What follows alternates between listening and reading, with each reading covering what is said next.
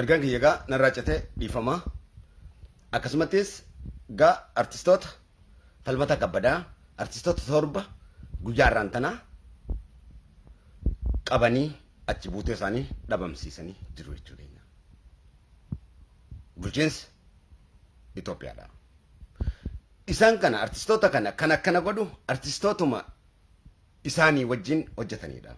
Kan isaan waldaa godhanii jaaran artistoota Oromoodha barbadeessuudhaaf. Kanaaf obboleeyyan keessan artistoota mootummatti bulchiinsa Itoophiyaatti irkachuudhaan ummata Oromootti roorrisu, ilmaan Oromootti roorrisu kanarraa artistoonni kun yoo kan hin deebine taate seera Oromootiin hogganamtanii yoo kan hin deebine taate Oromoo kabajamaa nama isin godhee akka isin beekamtan isin godhee dhaabbii dhiiraa isin dhaabe haadha abbaa ofii namni hin dhiitu namni irra hin deemu waan ta'eef irra deemuun ammas abaarsa guddaa waan isiniif ta'eef artistoota kana reebsiftanii xiqqaa guddaa kan guddatus akka inni hin guddanne kan guddates akka inni qancaru wallaalummaa keessan yookaan soba ummata Oromoo irratti dagaagsuudhaaf gurmuu diinaa taatanii saba biraati wajjin nyaaphaa wajjin artistoota Oromoo kabajamaa irratti kan hiisiftan yoo eenyu an abaluu kana je'ee dubbachuudhaaf baay'ee waan isin tuffadhuuf namoota kanaatis loser ka ta'an lazy emerged isa ta'an like waan hin gooneef ummata Oromootti cimsinee dubbachifna jechuudha keenya. Mootummaa ummata Oromoo heeraa fi seera sirna gadaa heeraa fi seera ittiin bulmaata ummata Oromoo kabajamaadha. Saba irraa dhalatan kabajanii artistoota kan akka manidhaa galchisiiftanitti hiiksisa. Isin artistoonni nyaaphaa wajjin diinni beekeetii miti artistoota kana kan hidhu. Isinumatu beeka. Diinni maalitti beeka? Isintu beeka. Isintu beekee hiisisa. Durraa isin waan godhaa turtan. Sirriitti isin beeka. Oromoon biyya keessa eenyumtiin isin beeka. Eenyu akka isin taatan. Artistoonni kun yakka tokko hin qaban. Obboleessa keessan Hacaaluu akkasitti balleessitanii nyaatan.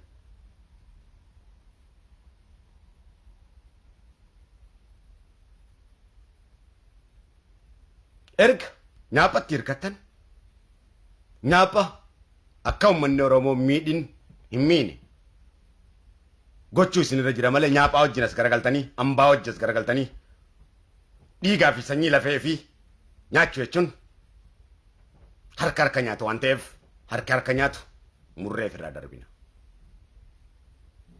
Ammas seera uummata Oromoo kabajnee artistoota irraa hin dhaabbannu isin artistoonni nyaaphaa wajjin taatan kun yoo kan diddan taate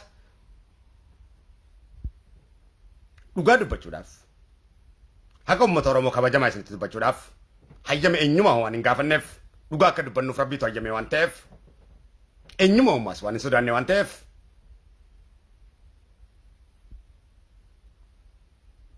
seeraa fi heera uummata Oromoo ni caale jiru seera rabbii malee. Mootummaan uummata Oromootis caale eenyummaan nu irratti hin jiru.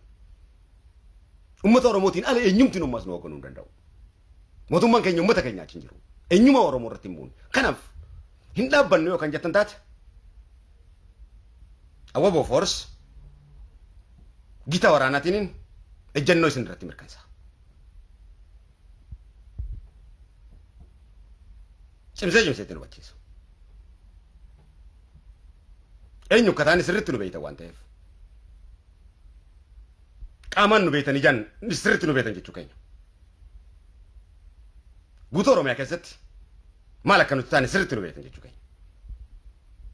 Kaleessaas isin guraa turre artistootarra isin dhoowwaa turre. Ergaa Hacaaluu akkas goosiftanii booda obsa biraa tokkollee akka isin hin qabne cimsinee dubbachifna. naamusaa fi seera uummata Oromoo sagalee uummata Oromoo ukkaamsine yookaan jettan taate uummata Oromoo inni caaleen jiru waan ta'eef uummata Oromoo irratti tasa isin hin dhiifnu. Tasa isin hin dhiifnu. Tasa isin hin dhiifnu. Gochi isin hojjechaa jirtan isin obsinee dangaa ala dabree jira. Ergas jaallawwan hoggansi waraanaa gara jaalmooyitiin gara hedduudhaan isin bira ga'ee jira. Adabaa fi naamusa uummata Oromoo godhaa isin hin jenne diddaniittu. Kanaaf arras artistoota kana nyaattan waan ta'eef hin kabajnu seera Oromoo eega jettan nutis mootummaa isin hoogganu waan hin kabajneef nuti mootummaa isin hoogganamtaniin gartee gadi galuu waan hin beekneef nuti uummata Oromoo kabajamaadhaan hoogganamna waan ta'eef uummata Oromoo kabajamaarraa morma kee qabnee si dhorgina jechuu keenya. Caccabsinee si nyaanna jechuu keenya. Isuma kana. Kana gochuudhaaf uummanni Oromoo ergatti himanne booda erga sirraan labsa kabajaa qabu. Uummata Oromootti himne jechuu keenya.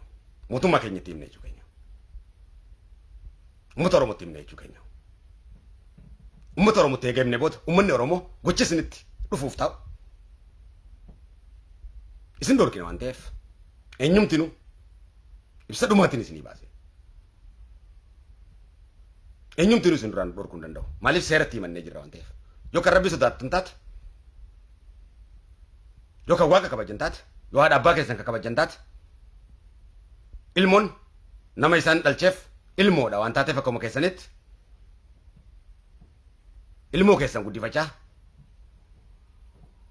cubbuu keessan guddifachaa warra dhugaa immoo akka ilmaan isaanii guddifanne akka jireenya isaanii hin jiraanne ugguru jechuun diinaaf gurmuu taatan jechuun kun Oromummaa waan ta'iniif Oromoo taatan jennee isin hin dhiifnu jechuu keenya.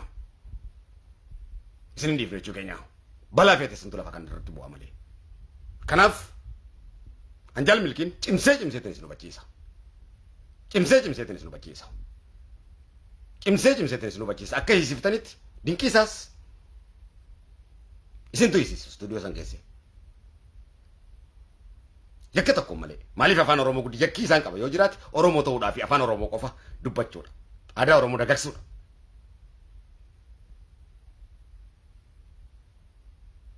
No yakka biraa qabaatan yoo jettan lakkii yakka isaanii as baasa.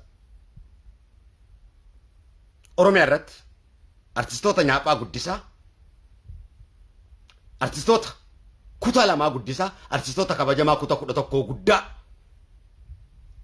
lafarraa barbadeessine jechuun nyaaphaa hojii lafarraa barbadeessine jechuun afaan Oromoo barbadeessine jechuun waan ta'eef sagalee afaan Oromoo cufna jechuu waan ta'eef osoo isin sagalee afaan Oromoo cufin tubboo keessanis cufna waan kana hoggaa tubboo keessanis cufna jechuu keenya.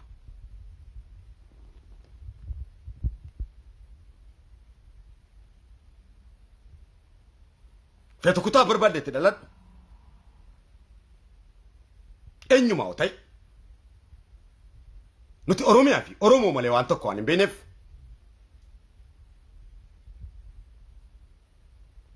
gocha itti jirtan kana maqaa boranticha kabajamaatiin maqaa bareenticha kabajamaatiin maqaa uummata Oromoo kabajamaatiin kan kiristaanaatiin kan muslimaatiin